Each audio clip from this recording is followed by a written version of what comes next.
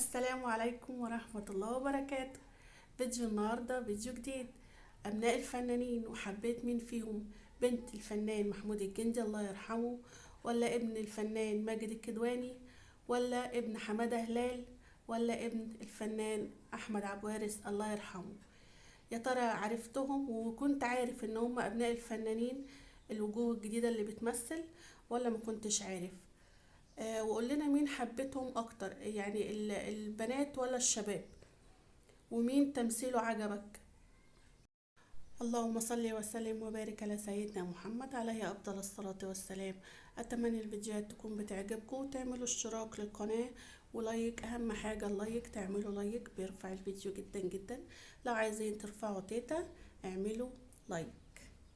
سلام. وعايزاك تقولي بقى او تقولي قولي لتيتا، مين اللي كان مفاجأة ليكي في ابناء الفنانين، البنات ولا الصبيان؟ وكنت عارف ولا ما كنتش عارف؟ وكنت شاكك ولا لا؟ لان اوقات كتيرة قوي بشوف نجوم شباب، ومن الملامح بقول ابن الفنان كذا او ابن الفنانة كذا، زي ابن الفنانة